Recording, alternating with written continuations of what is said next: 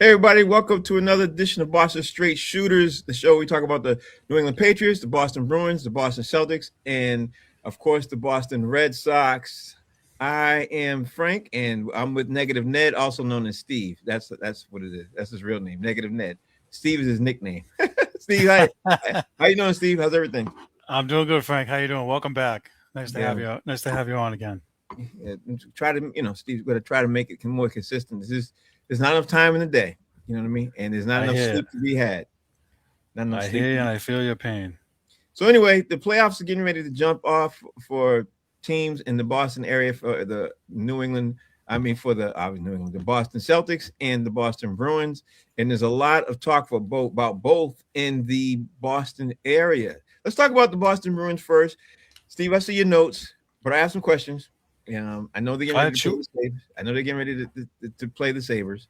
Um, Steve, let me pull up my notes here first with your notes. Okay, so Buffalo is a team that is, according to what I've been hearing today, Buffalo is a team that should beat the Boston Bruins because they're a better team mostly overall. But Bruins have some points.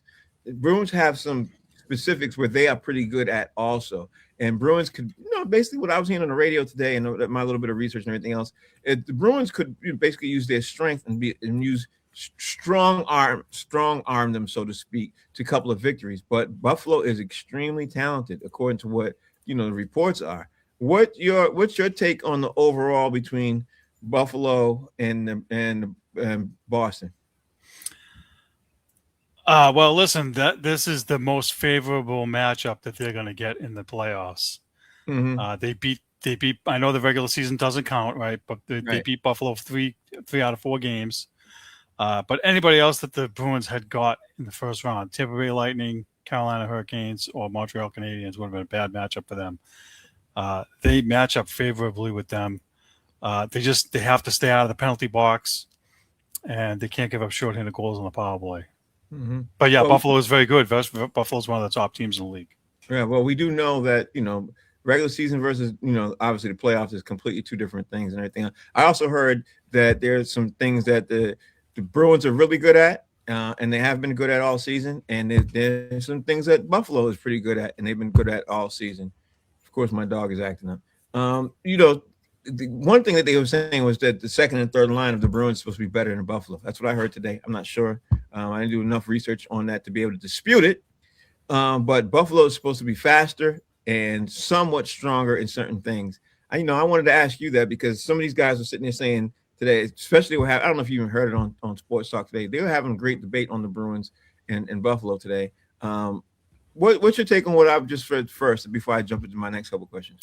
So let me address the second and third lines for the Bruins. I would say that their second and third lines are a little underrated. They've played pretty well since the Olympic break. Pavel Zacha, in particular, getting 30 goals, and also, the third line with Fraser Minton as a rookie has really stepped up and played very well. So they do have a little bit of an edge.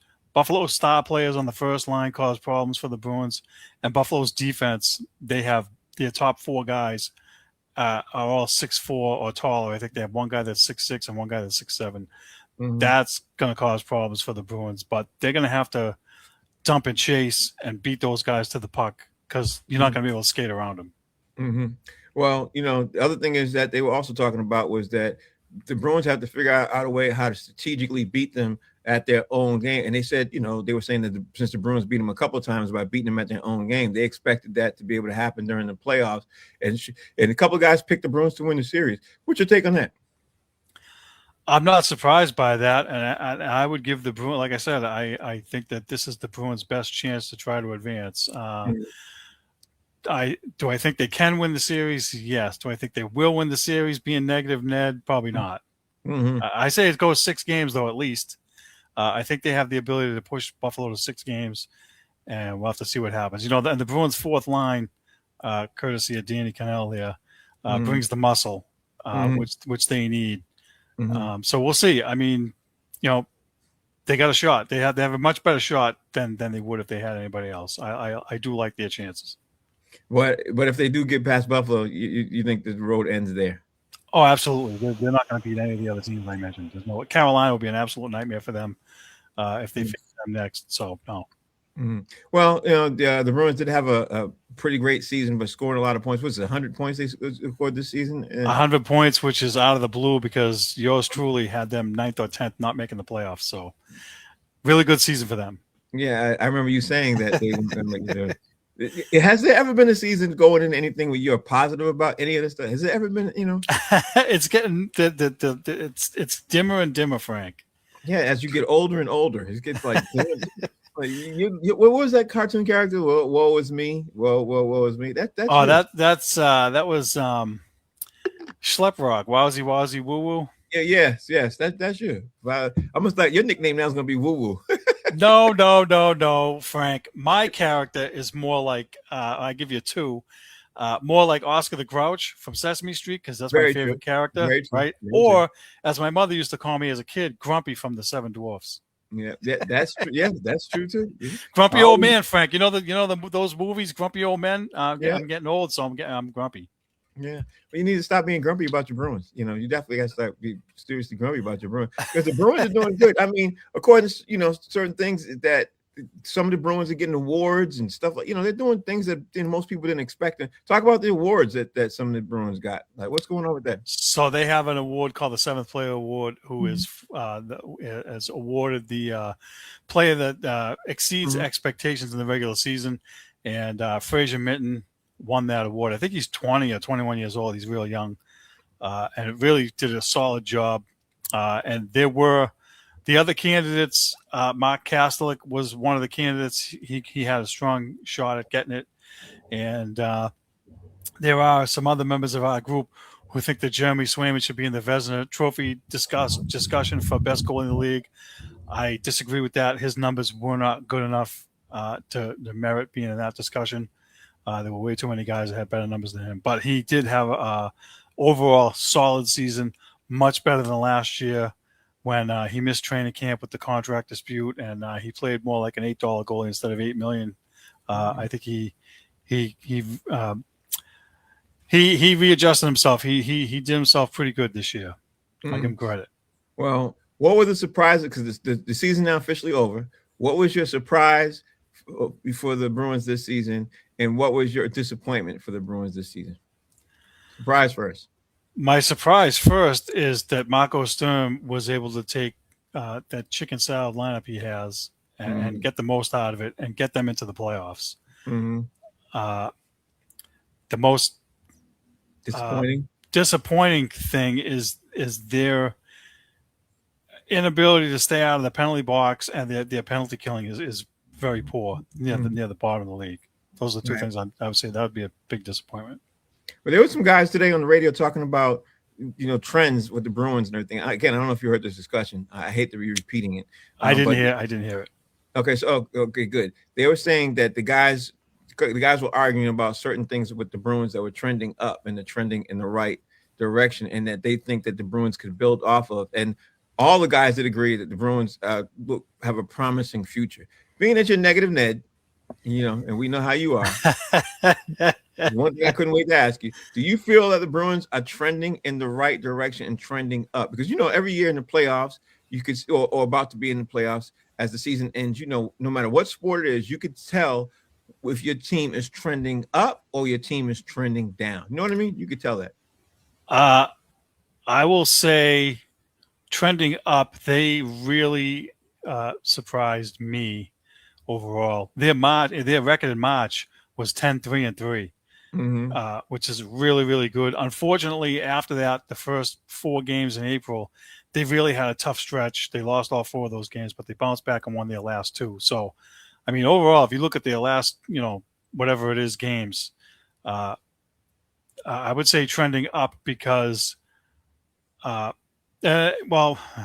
say trending up. Listen, they really maximized what they had on the roster, and they had a good year. I have to give them credit. I have to give Marco Sturm credit. I have to give the players credit. They had a 100-point season. It's not easy to do in the NHL, and so they have a lot to look forward to if they do things correctly in the off season and going forward. Was it 2 seasons ago when they were expected to go to the Stanley Cup Finals? Was that 2 seasons ago? Or was it Yep. one? I can't Jim remember. Montgomery. No, 2 years ago. 2 years ago. They were 2 years expected to ago. go to Stanley Cup. They got ousted. Then the following, that's right, the following season they got bounced easy. And now we're here, and you're saying they're trending back up in the right direction. So in the past 24 months, that's not too bad, right? No, it's really good. Listen, again, I had them not making the playoffs. They weren't projected to get 100 points. They weren't, in my opinion. A lot of people didn't have them making the playoffs Mm-hmm. because of the way the roster was built. And I think that Marco Sturm, pushed the right buttons. This is kind of the same thing we say about Alex Cora when he does what he does and gets the most out of his guys. He had to push the right buttons. He mixed matched the lines when they weren't working good. He sat players when he had to. Mm-hmm. I commend him for the job he did. I really think he did a good job. Danny says that they were predicted to get 77 points. So listen, they're projected to get 77 points. They got 100. That's a huge jump. Well, I will say this: for in any team in any sport, when you turn things around that fast, you need to be commended. So I guess the question now is: do you think the Bruins would be in line for any kind of awards like Coach of the Year, GM of the Year, anything like that? Because they did turn it around, rather quickly. Yeah, I mean, I don't know about GM because there's other guys that are going to be ahead of Don Sweeney, but Coach of the Year, Marco Sturm, he can be in the conversation, sure. Mm. All right, now take that Bruins versus Buffalo off because you spelled Buffalo wrong. Let's make sure we get that out of here. Buffalo. All right, whoops. So Oh my goodness, I didn't have my good eye open. Sorry about that. No, it's okay. All right, well let's keep this thing moving. I mean, because the next thing is I know you want to talk about something along the lines with the Patriots, and I want to talk about the Patriots too. And I want to say one thing, and before we jump into this, I'm extremely disappointed at this time of the year. We're talking about something that has absolutely nothing to do with football, and it's taking over the airwaves, and it's national news. I know you agree with me on this. Like we're 1 week away from the draft. We're 1 week away from the draft, and when you turn on sports radio talk all day, and I've turned it on and off all day, they all were talking about Mike Vrable and Dianna Dianna Russini. Russini all day, all time. They asking callers what they thought in and out, and I'm like, I want to hear draft picks. I want to hear who the Patriots could be looking at. I want to hear if they're going to try to get an edge rusher. I want to hear if they're going to try to get a wide receiver. I want to hear, I've been hearing a lot of things. Like I even saw, this was crazy, Steve. I saw that Tyreek Hill is on the open market right now for peanuts because, word is that he's not going to get, nobody's going to pick him up from Miami from that contract because he got cut by Miami. And I even saw on a completely different board, NFL board, that the Patriots should take a fly at Tyreek Hill, which I was like, you know what? For the league minimum, that's not a bad idea. But when I tuned into the radio to hear all everybody's talking about is Dianna Russini. So I was like, this is insane. But anyway, there was some news today. Tell everybody what happened with the news today that you heard, and let's just dive in. All right, so to quickly recap, everybody, and I agree with you. This news is very disappointing, and not necessary when we have the draft coming up next week. We should be having a draft discussion about what their needs are and whatnot. We're gonna have to wait till next week to do that now. Right. But long story short, Mike Vrable was at the GM meetings, owners meetings out in Las Vegas, and Dianna Russini was at some resort in Arizona. And Mike Vrable drove 2 hours to that resort and 2 hours back, and they got caught, holding hands and sharing a hug. And everybody took that stuff and just ran away with it. She actually resigned from her job because of the narrative and so forth. And Mike Vrable, just put out a statement and said, "Hey, it's laughable, blah blah." And now today, I heard that there's a guy in Nashville that does a podcast. He used to do a radio show down there, and he has one of Dianna Russini's, a source from her camp, told him that her husband hired a private investigator and got those photos. So the plot thickens. Now, of course, if it's true. So here's the caveat for the whole thing, Frank. We've been over this with baseball. Trevor Bauer, right, lost his job because of false allegations, and other sports have had athletes get, charged falsely. Ime So Udoka has been charged too. Like you got this situation in Boston. there's a bunch of them. So Yeah. I think what we have to do, and this is the part that social media ruins it for everybody, is though it's supposed to be innocent until proven guilty, but they're already guilty until proven innocent. And it's bad optics on Mike Vrabel's part. I'll say that, right? It's just bad optics, but we don't really know what happened there, and that's part of the problem. And Well, so the other part of the problem is, Steve, is we shouldn't care. Like honestly, I don't care who's having an affair with who. I don't care who's doing what with who. I don't care if he puts on a tutu in his private time. As long as he is still the New England Patriots head coach and he's coaching and he's doing the best of his ability as his job, and as long as Dianna Russini is doing the best at her job, which she doesn't have anymore, I don't care who's having an affair with who. I really don't. And I honestly, Steve, I don't even want to know. Like I don't want to know. I'm of that, I'm in that, that category. Even though there are a lot of people, because of social media, they want to know everything about everybody, because if they love you, they want to love everything about you. They want to know what you eat for breakfast. They want to know what pajamas you wear. They want to know all that stuff. But again, that's social media. Me, I just want to know what you're doing between the white lines. That's it. You know what I mean? And this is ruining because Dianna Russini basically resigned under pressure. And we were arguing about this on this other sports show, is that Mike Vrable should be held to the same. And I was like, no, he shouldn't be. What? Like, he is an NFL head coach. She is an NFL news reporter. It's two completely different things under the same tree. You know what I mean? Like it's under umbrella, yes, but he is a head coach of a billion-dollar organization. She is just one reporter and a cog of a wheel that's going around and around and around. You take her out, they're not going to miss a beat. You take out Mike Vrable, you stop the franchise from moving forward. Now you set them back, Lord knows how many years, because you got to get a new head coach. It's not the same thing. You know what I mean, Steve? I agree with you, and I agree that because people are so thirsty for any kind of nuggets or news that's scandalous, Right. and they want to post it all on social media and all that nonsense. There's a whole bunch of other scenarios like that going on we don't know about, and we don't need to know about them. Right. I could care less too. I want to talk about football. I want to talk about what the Patriots need at the draft coming up. And, unfortunately, we have to spend time on this. And, hopefully something will happen quickly.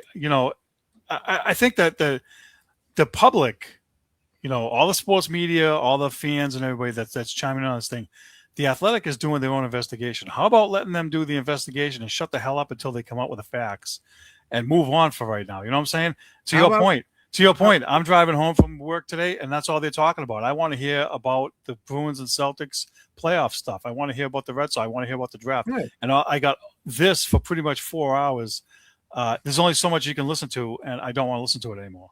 How about this? How about we don't talk about any of that at all? How about let them do what they're going to do? Like let you guys do what you're going to do. Fine. Because Mike Vrable is not the first NFL head coach to have an affair. You know what I mean? And Dianna Russini is not the first news reporter to have an affair. And I'm pretty sure I'd be willing to bet that there's an NFL head coach right now, besides Mike Vrable, having an affair on his wife. Meanwhile, I'm willing to bet that there's wives of NFL head coaches having affairs right now while their husbands are at work all day, 12 hours a day, 14 hours a day, putting in 60-hour work weeks, and their wives are lonely. I'm pretty sure that there are people cheating on each other. And why are we talking about? Anyway, Steve, let's talk about football. Let's move on. Let's talk about football, because what I want to talk about is I also heard, and was doing some little bit of research and everything else, that there are news coming out that the Patriots are looking at certain players to basically draft in next week's draft, and everybody speculated a whole bunch of things. So I want to ask you, Steve, what do you think?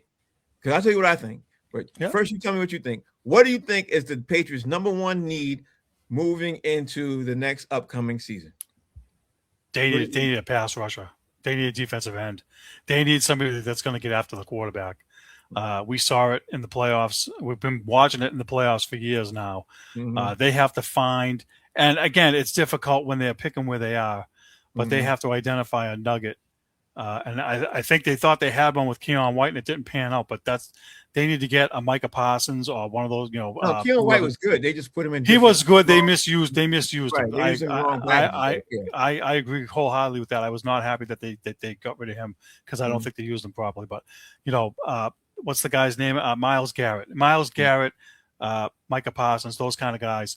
that should be their number one need now because they've already addressed their tackle issues with some of the free agent signings that they signed. And I want to ask you at some point in a little bit before we move on from the Patriots talk, what you think about some of the signings that the Patriots made. Just to get your thoughts on that before we move on. But I would say defensive end first, and let me have your thoughts. Well, I'm thinking left tackle. Honestly, I'm thinking left tackle because I think Will Campbell's good. I just don't think he's as good as advertised. You know what I mean? And he is really good. He's really really good. But I'm thinking that if we have one more mishap like the way we did in the playoffs again, like we can't afford to have that. Or if who's the guy to his right? Morgan now I Moses. can't. Oh no, Yeah, Morgan yes, Moses is Morgan. on the right side. Right, he was Jared right. Okay. Wilson was the left guard. He's moving back to center this year. Yeah, So they but actually I'm thinking signed the guy from the Jets to play left guard. right. But I'm thinking if Morgan Moses goes down, or the guy from the Jets goes down, anything, or any one of those guys, because every year, every other year, it seems like the injury bug plagues every team. You know what I mean? Like if this not your year, then it's going to be the following year. The Patriots need somebody who's going to be able to come up off the ground. So if I'm them, I get another high draft pick off of somebody for the offensive line, whether it's left tackle or center or something like that. I'd be real worried about that because if one of those guys gets hurt, chances are Drake May's going to get hurt, and then you're going to be set back and not go nowhere near as far as you went because your quarterback's hurt. You know what I mean? And I'm really petrified of Drake May getting hurt, and I think they need to fortify the offensive line, and then I think they need to get a pass rusher. I think pass rusher's up there too. I 100% agree with pass rusher. I just think I'd get somebody else as to be on the line, to rotate on the line before I get a pass rusher. That's what I would do. And Can I honestly, just I don't even think wide receivers should be in their top two, but I think they might be. But go ahead. What are you going to say? I was going to say I feel like having the left guard from the Jets next to Will Campbell will help him, Yeah. and he'll have a chance to improve his technique in the Yeah. offseason program. So I'm willing to give him another year, and I agree with you. If he looks as bad as he did in some of the games, then they definitely have to make some kind of move to move him somewhere else. But for right now, I would give him a shot. And I think I don't have the guy's name in front of me, but they did sign a swing tackle. I think he Mm-hmm. played for Cleveland last year It or did. It did. It Tennessee. did. Right. It did. He's got Mike Vrable tie there. So he's a depth piece. He's not, but at least they did something. And, maybe they'll address it in the draft again. Mhm. And get another person. So The concern though, Steve, has got to be it's got to be the line, because at the end of the day, we got exposed in the playoffs, and that's how we lost the Super Bowl. When we got to the Super Bowl, Seattle looked more dominant than they actually were because we looked so bad on the line. You know what I mean? can't have two rookies on the offensive line on the left side. That's Can't. what it is. Yeah, you can't. That's how I look at it. So Now I they're not agree. rookies I agree. anymore, but you can't. No, do but that. I agree with you. I think what hurt them is you have two guys on the same side Yeah. as rookies, and Jared Wilson was playing out of position. That wasn't really his fault. Yeah. All right. Look at the time, because I want to dedicate some time to the Celtics too. We got to talk about, and we've got to talk about the rest of the playoffs too, and then we got to talk about the Red Sox and getting our poll questions and all that other stuff. So let's talk about the Celtics, because boy, Steve, if the Celtics have a big year this year, like wow, and you and I haven't talked about it because time went by so fast. You know what I mean? You did say the Celtics were going to suck, and I did say, and I did agree. Wait, I didn't say they were going to suck. I said they were going to finish with 45 to 48 wins and finish like fifth in the conference. I didn't say that suck. I said they were going to make suck, but that if you win 40 games, 45 games, that equivalents to suck. You know what I mean? What? No, Frank, fifth in the conference doesn't suck. Ninth or 10th in the play-in tournament sucks. No, 9th and 10th in the playoff in the tournament is trash. There's a difference between suck and trash. All right, so listen, they could have been 7th or 8th and been suck. Okay. Yeah, but they weren't. They could have. So I might have missed. I watched the Celtics play every game, maybe 2 or 3 games. I might have missed. I might have missed maybe 10 quarters here and there and everything else. But I saw them the majority of the season. I saw as they lost the first 3 games of the year. I saw when they went 0-3. Then I saw them when they were 3-2, and I saw them basically progress. And I saw them recently, the way they beat the Orlando Magic. And Steve, I've said this to a couple of my friends. This is the best Celtics team from top to bottom I think I've ever seen. from top to bottom. Make sure I'm clear. Not the top 4 or 5 who've won NBA championships. I don't want people to jump on my throat and everything. I'm not saying that. Those obviously those teams are really good because they won championships. But I'm saying the best overall team from the first guy at the bench to the very last guy on the bench, they've all contributed at one point or not in a lot of games this season. I've never seen a team overall grow as quickly as the Celtics have. And even though I don't think that, I've gone on record several times, sliding Joe Mazzulla, but you have to give Joe Mazzulla and his coaching staff all of them credit for development of the entire team. Like you've seen these guys really, really grow. I hated Baylor Shimmerin. So at the beginning, I was not a fan. Now I'm a fan. I wasn't the biggest fan of Neemias Queta. I wasn't the biggest fan, but I've seen him grow. I've seen him do some great things in the last couple of months that I was like, wow, they do. Listen, Steve, the Celtics know what they're doing. I'm pretty happy with that. But as we get ready to go into the playoffs, Steve, how are you feeling about the Celtics overall as they move into the playoffs? And then I'll tell you all what I feel. How are you feeling about the Celtics overall going to playoffs and going up against the Sixers and who the next opponent may be and where they might come out of the East? So let me expound on what you said first about how deep the Celtics are and how everybody contributed. Remember at the very beginning, Baylor Scheimer was trash. He was shooting 2 for 13 in the exhibition season. He was terrible. He's done a complete 180. He can shoot. We're seeing the reason why they drafted him to potentially be Sam House's replacement. And he hustles his rear end off on defense. Neemias Quaid has been my guy all year. I wanted them to give him a shot to start. I think that they didn't have – not having Horford and Porzingis around to help him tutelage-wise hurt until they got Vukovic. I think he's gotten much better since Vukovic has come on board. I had another guy in my head. I lost him, but I agree with you. Top to bottom, Hugo Gonzalez. His minutes have been waned back a little bit, but there's a kid 19 years old, and, I was making fun of the pick, but he can play. He plays hard. He plays defense. So I agree with you. I think Joe Mazzulla and his staff, and didn't they lose an assistant coach this offseason too somewhere? Yeah, they did. He's coaching Charlotte Hornets right now. They lost a guy to Charlotte Hornets. So for them to have the team playing as well as they did without Jason Tatum for 3/4 of the year and have these guys all prepped, I got to watch a lot of the games. I didn't get to watch them all. And I did not get to see the game against Orlando because the Bruins were playing, but I flipped back and forth and saw those guys and they were hitting buckets. And I mean, real good job by Joe Mazzulla. I think he should, he doesn't want coach of the year, but he should probably get it. Okay, I'm sorry. I was going to say, expounding now on where the Celtics are playoffs wise, I'm happy they got the 76ers because Joel Embiid, will probably miss at least 1 or 2 of the games.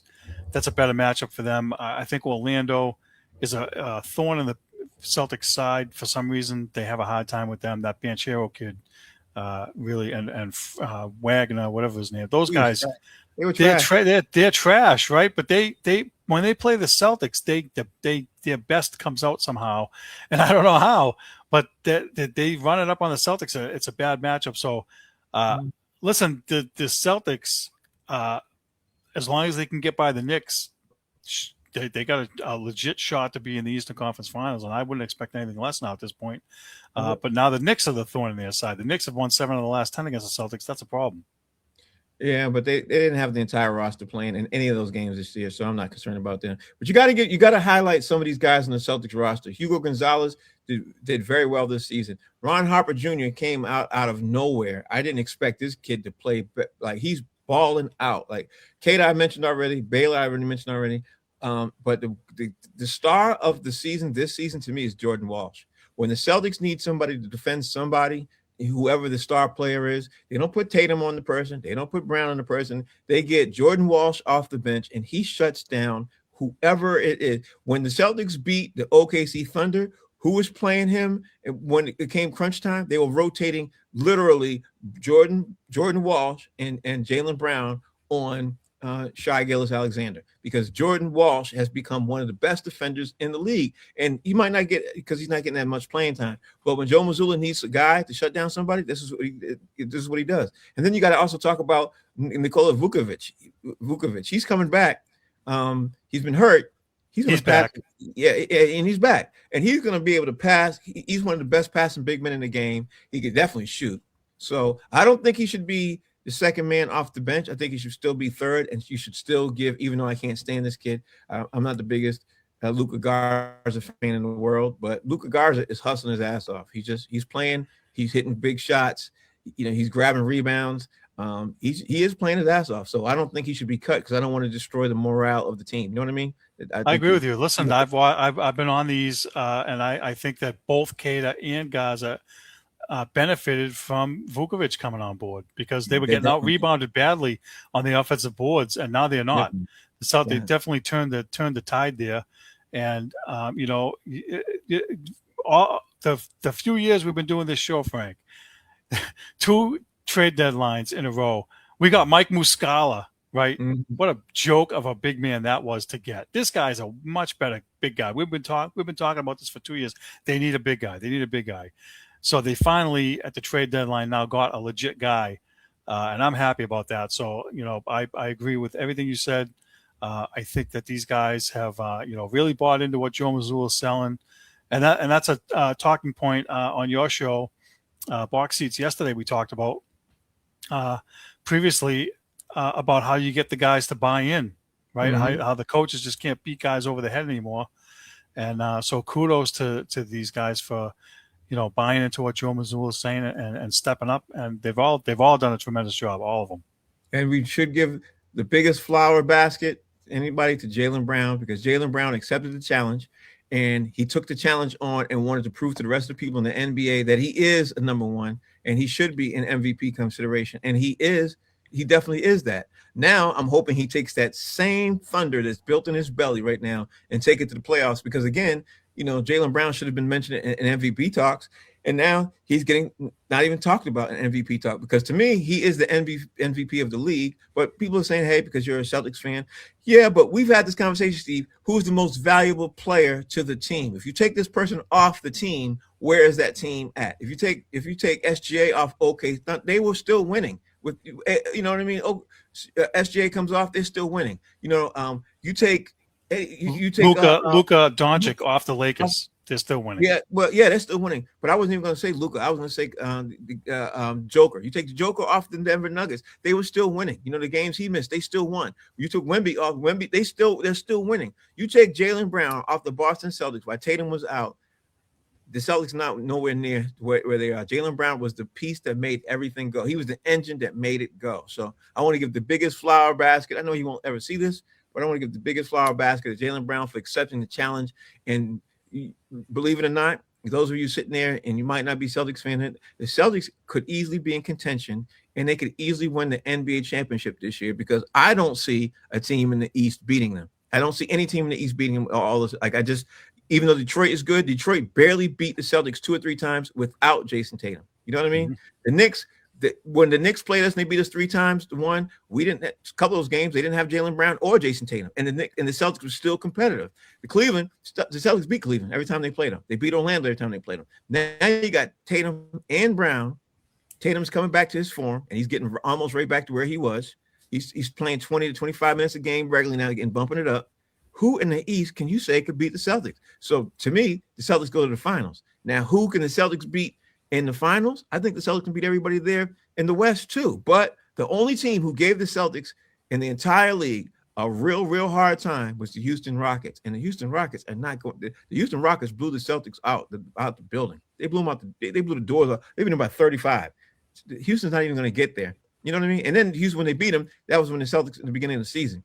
It's not the same Celtics team that you're going to face in the finals. And the scary thing is the Celtics are still getting better. It's the playoffs, and they still are getting better. So that's I agree with everything you said. Listen, let me just throw Jaylen Brown some flowers as well because, he's wanted to be the number one guy. He proved he could do it. And I think the problem with these MVP awards is they look at the guys that score the most, and they don't look at how the team would be impacted if they weren't there. Right. And so we talked about this too on your show. Jaylen Brown, take him off without Jason Tatum. They're in the basement. They're right. Trash. You want to talk about trash, Frank? They would be complete garbage without Jaylen Brown this year. He really did a phenomenal job. He had 35 games of 30 points or more. That Right. that's saying a That's lot. phenomenal. That's He phenomenal. carried the load, and he really did a good job. And listen, people forget also, he's the Eastern Conference Finals MVP and the Finals MVP when they won the championship. He really stepped up that year, Which was and so that 24 people months forget ago. that. Right now, it's 20. Yeah, People yeah, forget that, yeah. and if he can be that in the playoffs too and carry the momentum from the regular season, the Celtics are going to be dangerous because that guy is the engine that makes it go. And it's nice to have Tatum back. I'm glad he's back because without him, they won't win a championship. But now he's back and he's getting into form. And I feel like he's not trying to do control the game and do the whole, Michael Jordan by everybody stuff. He's passing better. He's averaging a double-double. The rebounding alone, Mm-hmm. the impact that he's making.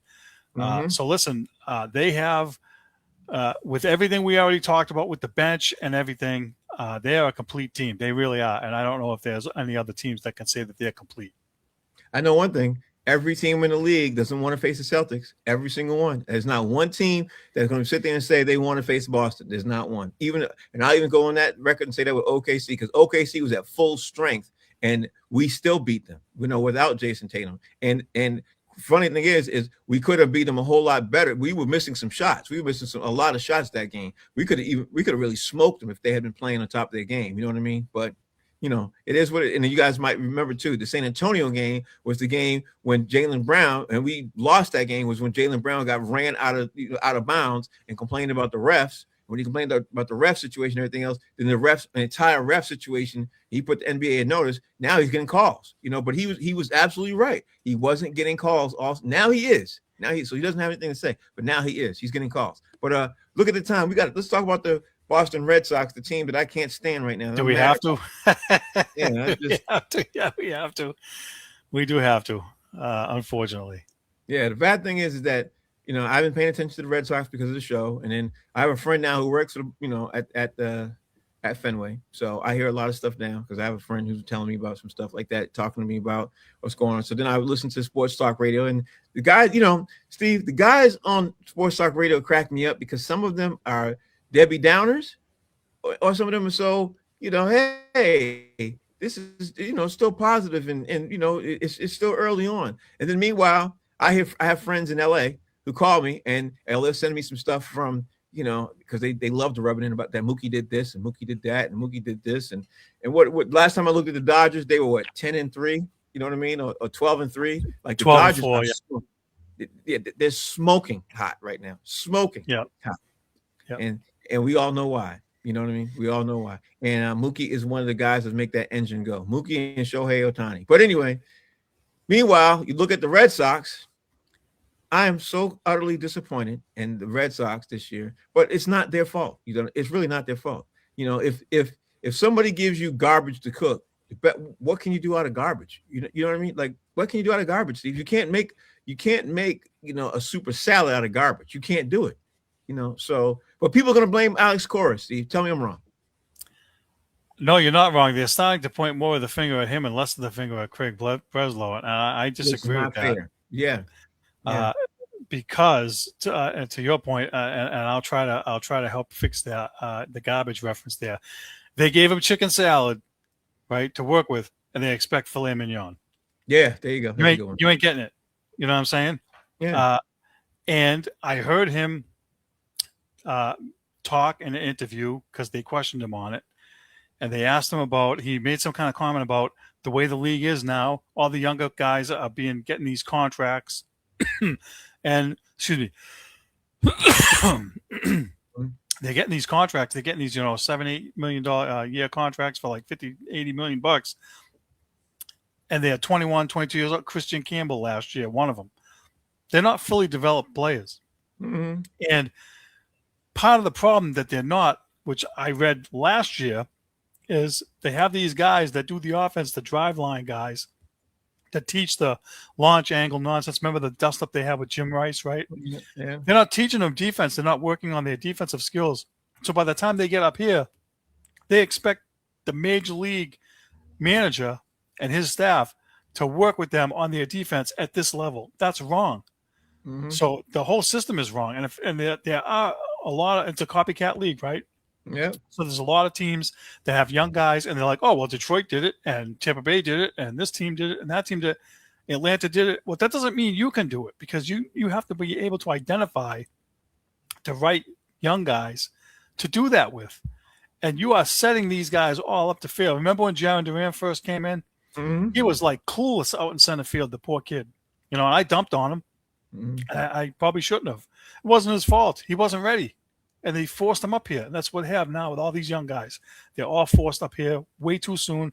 They're not fully developed. They're not working on defense down there. They're making errors up the wazoo. And then they think Alex Cora is the problem, and it's not. Well, in Durant's defense, he's a much better ball player now. I saw him even playing the World Baseball Classic. This kid he's really, really good. So they have a future star there. I'm just concerned that the Red Sox are going to be worried about paying him and then trade him. You know what I mean? They're going to end up, and that's because right now, let's be honest, the ownership does not care about the Boston Red Sox at all. All they care about is putting butts in seats, and they know that the Red Sox fans are dumb as bricks. They're going to keep continuing to go to Fenway, and they're going to keep continuing to see the games. They're going to complain, but they're going to still pay and go. And they're going to complain loud. And like I said to you on this show a billion times, if you want to get the management's attention, stop going to the games. They will be like, wow, people aren't going to the games and people aren't watching the games anymore. That will change everything. But if you want to complain, but you're behind and still sit up in Fenway Park, Steve, my friend Art sent me a picture of a hot dog with accessories and everything else, and a thing like that, and a drink. He spent $35 on this thing at Fenway Park. That literally was like a box thing. Like I was like, you got to be kidding me. He spent $35. Nope.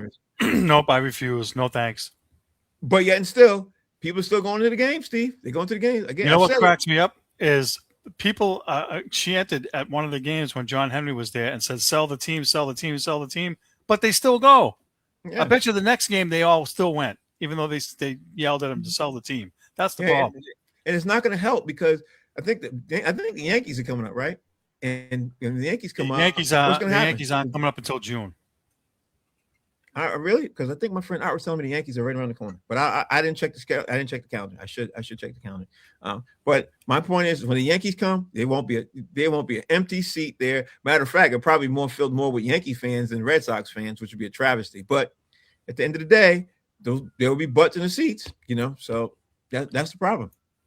Well, last year the reason they got Alex Bregman is because the year before that, if you remember, the Toronto fans were filling the seats. Kansas City's fans were filling the seats. St. Louis fans were filling the seats. And John Henry was like, I don't like this.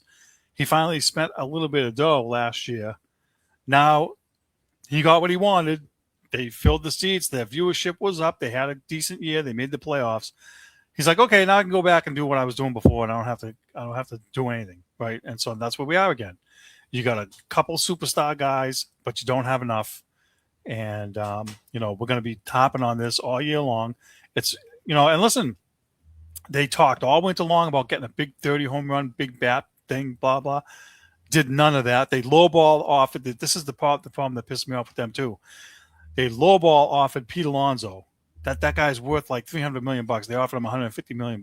Like, it's a joke. They wouldn't offer him $35 million. They offer him like 23 or something stupid. Like, don't even bother making an offer then if you're going to do that. I mean, that's just that's the way they want to run the team. They want to run the team like a small market team, even though they're in a big market. And it won't fly here. Hopefully people will smarten up and they'll stop going. If they're in last place again, imagine this, Frank. They finished in last place 3 of the last 4 years. Imagine finishing last again after making the playoffs and have to listen to that idiot Sam Kennedy come on and say, "Oh, we're all about championships here and we're all about winning. We should be talking about 95 wins." You're just a figurehead guy for the owner.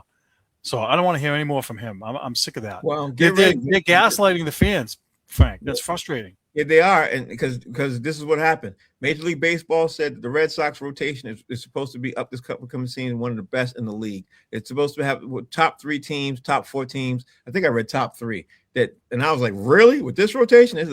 I've read 3 or 4 times on MLB.com.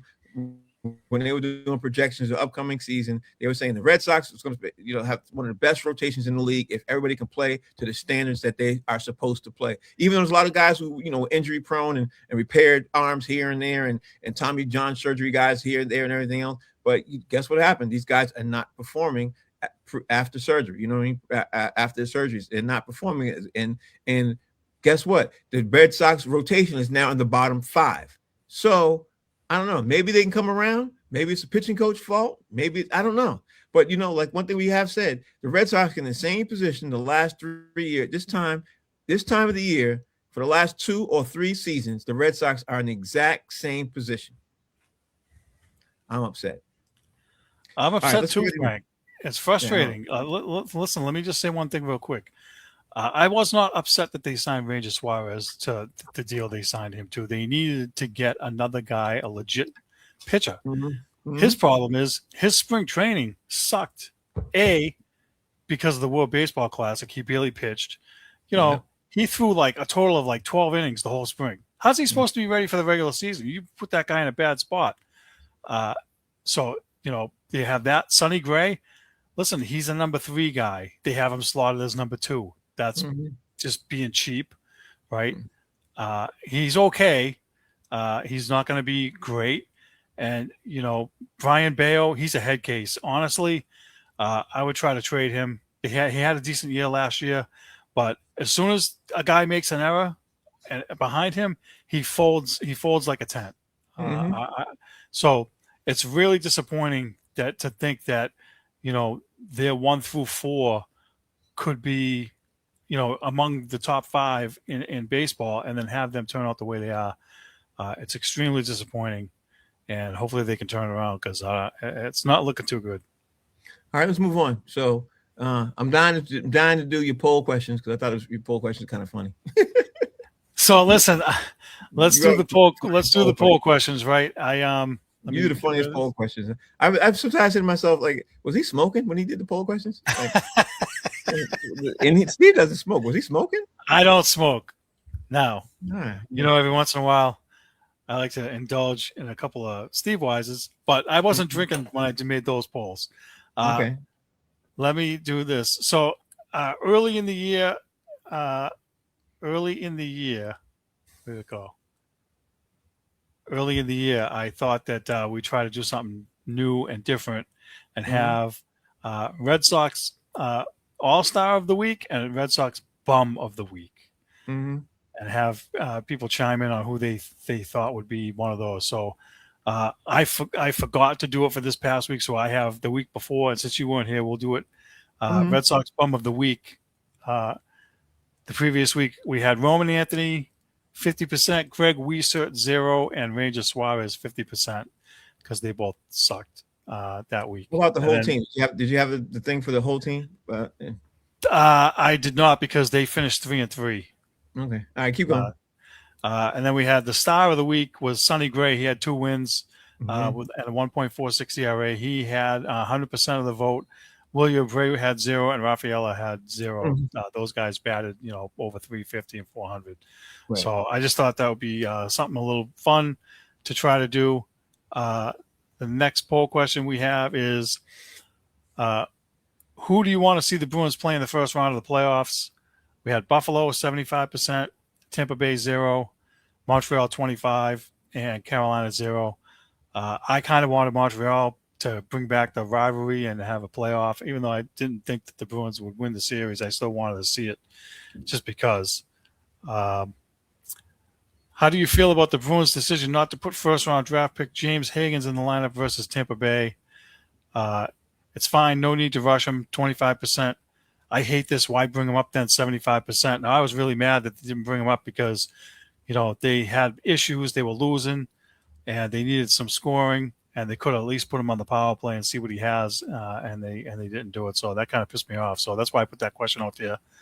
And then we have with the Bruins set to play the Buffalo Sabres in the first round of the playoffs, do you think they can win the series? We had 75% yes and 25% no. Okay. All right. So now are we ready to do upcoming predictions now? I have my last week's predictions, if you want those. Go ahead. And then we'll do this week's. Last week I said James Higgins would play in all 3 games and get 2 goals. Wrong as usual because he didn't play all 3 games and he didn't score.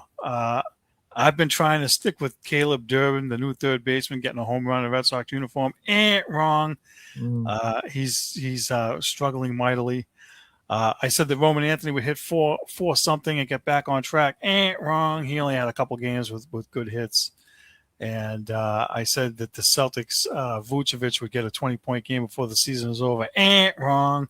I can't believe you said that. That's why I'm like, what are you smoking? Like, Well, the reason I said that is because I figured that at the end he would play more with them already having the playoff spot not locked up, 20 points. Yeah, he would play more, but and not 20 points. They're still ramping him up because it's and get Patriots. them to ramp him up so he's ready for the postseason. Not So 20 points though. If you had said 12, that's doable. that That's doable. well, yeah, he had one game where he got 14. That's it. All right, so give me a prediction for moving forward, and I give you my prediction moving forward. All right, so I have to stick with Durbin getting a home run. He's got to get off the schneid this week somehow. I don't know how he does it, but they gotta get that guy right.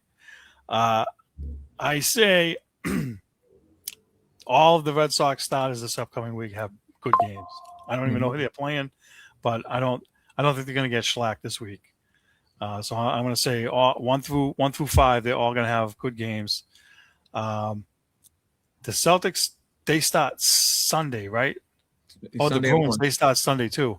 All right, so I say the Bruins will have split the first 2 games by the time we come back on next week, and the Celtics will have won the first 2 games in their series against Philly when we come back. Okay, Celtics will sweep the Sixers. That's my prediction. I don't think the Sixers are going to get one game, especially if they play the way they're supposed to. And the Celtics are very chomping the bit to get to the Knicks. Like they really want to get to the Knicks. And I'm thinking and hoping they're going to get to the Knicks. But the funny thing is, I don't think the Knicks are going to get past Atlanta. But we'll see about that part. I think the Knicks are going to surprise everybody and lose in the first round because Atlanta's playing really well. But don't put that down as a prediction for me about the Knicks. But put down the Celtics. Put down the Celtics are definitely going to sweep Philly. Okay, got it. Yeah, the Red Sox are going to go 3 out of 4. I think the Red Sox are going to go 3 out of 4, and win 3 out of 4 or lose 3 out of 4. Win. They're going to win 3 out of 4. Win 3 out of 4. Okay. Yeah, I think Celtics going to win 3 out of 4. And how many games do the Bruins play by the time we get back between this time next week? I think it's 2. I think they play Sunday and Tuesday. Sunday and Tuesday. Okay, I think they're going to be 1-1. I think it'll be 1-1. Yeah, I think that's going to go 7. Honestly. I think they will pull it out. You know what I mean? But I think it's going to go 7 because the Bruins are winding down. You know what I mean? Like I think they're tired. I think they barely crossed into the finish line, especially from the stuff I've been hearing on the radio. And hopefully, I think the Patriots are going to make a surprise. They're going to do something that nobody saw coming. I don't know if it's a Tyreek Hill signing. I don't know what it's going to be. Between now and the draft, but they're going to do something, leading up to the draft, and they might do something draft day. Maybe make a trade down. I am thinking that the Patriots might trade down, from 1 to 2 picks. I think they might do that. I don't think they're going to take the trade as is. I think they want more draft picks. That's what I think they're going to do. But we'll be on by that time. So, are you happy with the signings they've made so far, the Patriots?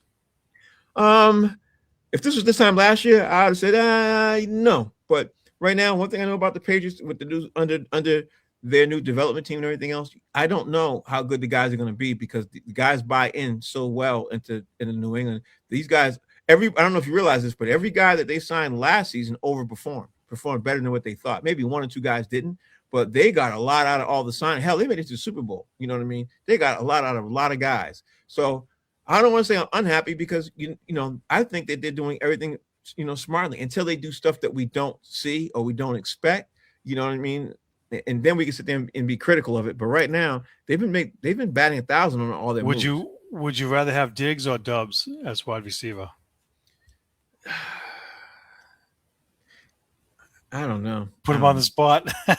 Well, yeah, I don't because the thing is, I wouldn't mind getting Stephon Diggs back, but I don't want to get him back at that money. You know what I mean? And I don't think anybody's going to sign him for what the Patriots signed him for. But if the Patriots make a trade for A.J. Brown and then they reach out to Stephon Diggs, I think he comes back because he already knows the program. I think he takes less money. He already knows what's going on here. He loves Mike Vrable and all that stuff. And I don't think he's about the money. You know what I mean? I really don't. Do you want the Patriots to trade for A.J. Brown? Honestly, no, I don't. He's not the guy I wanted to play. But this is what I do also know. I do know that that kid is really, really motivated to play for the New England Patriots. Like that's his team he's always wanted to play for. So his whole attitude might be different. And he's never had a quarterback like Drake May. You know what I mean? His numbers are going to go up dramatically. You know, like he's never had that kind of QB. He had freaking Ryan Tannehill, for Christ's sake. I mean, Yeah, jeez. yeah, he had Ryan Tannehill, Terrible. and then he had Jalen Hurts, and neither one of those guys are even nowhere near Drake May. So his numbers are going to go up. He's going to make more money because he gets paid on incentives. So we might see an AJ Brown we've never seen with Drake May. Because Drake May can sling it. You know what I mean? This kid can really throw. But again, it goes back to the offensive line. Can Drake May give him the ball to be able to get down there? But I don't want, this is my other concern. I don't want AJ Brown to come into the team with any of those antics to disrupt the stuff that the Patriots have here. That's don't bring any of that mess. And I don't want those kind of guys. I want team building guys who, who are all about the team first. And I think there are some guys who are on their second or third chance, like Stephon Diggs bought in completely. He didn't bring in any mess that he had, complete buy-in, and was phenomenal for the Patriots. You saw it. Tell me you weren't shocked. I was shocked with what I saw with Stephon Diggs. Just completely shocked. Agree. I pleasantly surprised. I would put it that way, right? For sure. Yeah. And despite the stupid thing with the chef there. Well, it wasn't his fault. The chef demanded money and tried to stick him up for the money and all that, But this was the same thing we talked about with Trevor Bauer. I think she's making a stink and she's wrong. That's what I think. Yeah. At the end of the day, don't bring those antics to the locker room because it disrupts the locker room. Come in like this is, and if they get a guy like a Tyreek Hill who knows this is his shot and they give him that, hey, if you perform this, you'll give you this because, Tyreek Hill's knee exploded. You know what I mean? I don't think he's going to get any team's going to give him a deal that he wants. But there will be teams out there, and I think Patriots might be one of them. Say, listen, this is a performance deal. You do this, we'll pay you this. You know what I mean? And sign to him for that because there's a chance, even though his knee is being turning bionic right now, there's a chance he still might have 90% of his speed. There's a chance he might be able to get back to what he was. If there's that chance, why not bring him here? But if you bring him here, who do we lose? Who leaves? You know what I mean? Nobody should leave if they're signing him to a league minimum deal or an incentive laden deal. He's a piece to add. Let's say you don't trade for AJ Brown, right? For the reasons you said, you don't want the antics and you don't want to pay him $30 million and all that. And you got Tyreek Hill on a cheaper deal. The upside outweighs the risk right. on a deal where contracts aren't guaranteed either. So. After 8 weeks, if he's not panning out and he's hurt or whatever, they'll cut him and they won't lose nothing. You know what I mean? And but the upside, if he pans out and he's got Drake May throwing him the ball and he can add to what they have, that's huge. But you're overlooking a big thing. The Patriots wide receiver core was very good. And every guy you bring in, somebody's got to go out because there's only so many slots for receivers that you have. You know what I mean? Mac Hollins is still going to be there. You got Pop. Pop is still going to be there. Kyle Williams is still going to be there. Boutte is still going to be there. And now you got Dubs. And Dubs is going to be there. All five of those guys are very good. Like, if you bring in somebody's got to go. And out of all those guys, I don't want to lose none of those guys. I'm very happy with all of those guys. So that's my concern. The only person we lost so far is Stephon Diggs. So if Stephon Diggs is gone, AJ Brown with that mix is a better wide receiving core. You know what I mean? But I would say either not Diggs, AJ Brown or Tyreek Hill would take Kyle Williams' spot in a second. That's the guy that I would lose. Yeah, but I don't want to lose him. That's my point because he shows great promise. That kid is going to be really good in the NFL. He's long, he's athletic, and when he jumps at the height of he can catch the ball. He is going to be really, really, really good. I put money on it right now. This season will be his even though he did good last season, this season could be his breakout season. I don't want them to get rid of him. And you don't want to get rid of a wide receiver when he's going up. You know what I mean? And then you just look at him do really, really well on another team. Like he goes to Kansas City and we'll be like, oh my God, we had him. You know what I mean? Don't want to do that. I agree with you. No argument here. That's for sure. Yeah. Don't want to, and that's why I'm saying I don't want to bring in too many guys because we already have a great wide receiving core. And the thing is, wide receiving core was not our problem last year. That wasn't it. Our problem last year was up front and on the edge. That wasn't. So don't mess with. What your mom always says. Don't mess with it. If it ain't broke, don't. You know what I mean? If it ain't broke, don't. Gotcha. Anyway, we gotta get roll up out of here because I'm looking at my time and my wife has already texted me twice. So, Steve, All it's right. been a pleasure. It's been a pleasure. Thank you Been a guys. pleasure as usual, Frank. Thank you. Thank you guys for watching. We'll see you guys. This is Boston Straight Shooters. We talk about the Boston Celtics, Boston Bruins, Boston Red Sox, New England Patriots. That's Steve. I'm Frank. We'll see you guys next week. Might be Wednesday night, but we'll definitely see you. Yeah, I want to put it out there now for everybody is that we're going to be rotating based on the playoff games when Right. Bruins and Celtics are playing. So we've done this the last couple of years. We're going to keep doing it, just so you know. Right. So thank you all for watching. Thanks, guys. Go ahead, Steve.